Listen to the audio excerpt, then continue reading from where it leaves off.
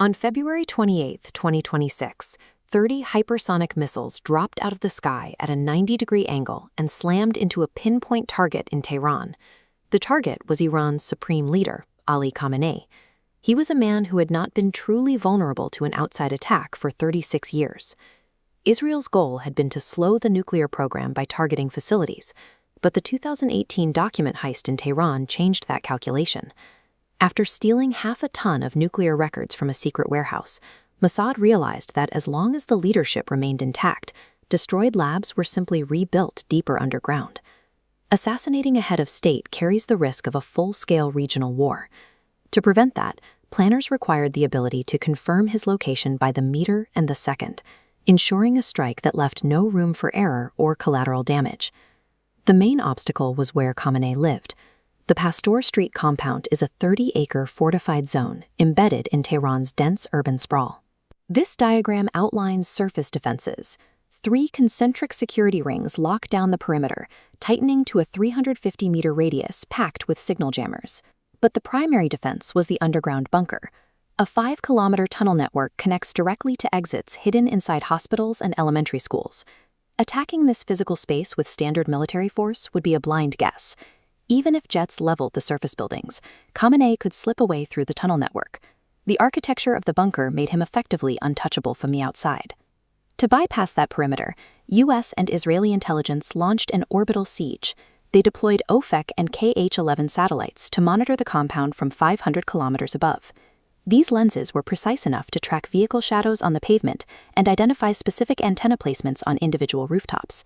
Alongside the visual tracking, the Orion satellite intercepted signals intelligence. Every time a guard used a walkie-talkie or a commander made a call inside the compound, Orion captured the data and relayed it to a secret CIA facility in Australia for processing. Iran knew they were being watched. Security teams banned all electronic devices for staff near Khamenei. They synchronized convoy movements to match the narrow windows when satellites were out of orbit. For internal communication, they wired the compound with a closed fiber optic network, sending data through light pulses that satellites couldn't intercept. Looking at this schematic of the closed fiber optic loop, the network appears isolated. But Israeli intelligence exploited an unpatched remote execution bug in the Chinese-manufactured security cameras used throughout the streets and parking lots surrounding the compound. By hacking the firmware of those cameras, Israel tapped into the video feeds.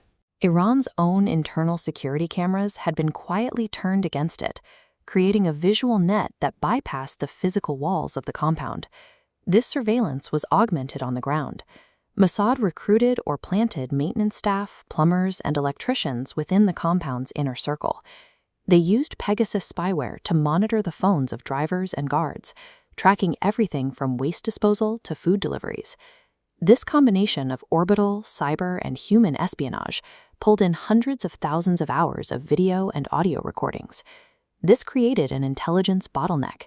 The sheer volume of fragmented data was too massive for any human team to analyze in real time. To make sense of the noise, they fed the raw intelligence into Palantir's Maven system, using AI to organize the unstructured data points. The software cross-referenced the intelligence to establish a pattern of life. It tracked when security shifts changed, which cars in a convoy were decoys, and even analyzed Khamenei's unique walking posture to accurately distinguish him from body doubles with 98% accuracy.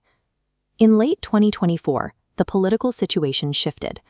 Following the U.S. presidential election, the new administration provided the diplomatic and military backing Israel needed to authorize an active strike against the Iranian leadership. On February 23, 2026, agents confirmed that Khamenei and 40 top officials would hold a high-level meeting in 5 days. Crucially, the meeting was scheduled for the surface area of the Pasteur Street compound, rather than the deep bunker. The algorithm effectively weaponized his own daily habits, turning a predictable schedule into a specific time and place for the attack. On the morning of February 28, 2026, U.S. and Israeli fighter jets approached Iranian airspace.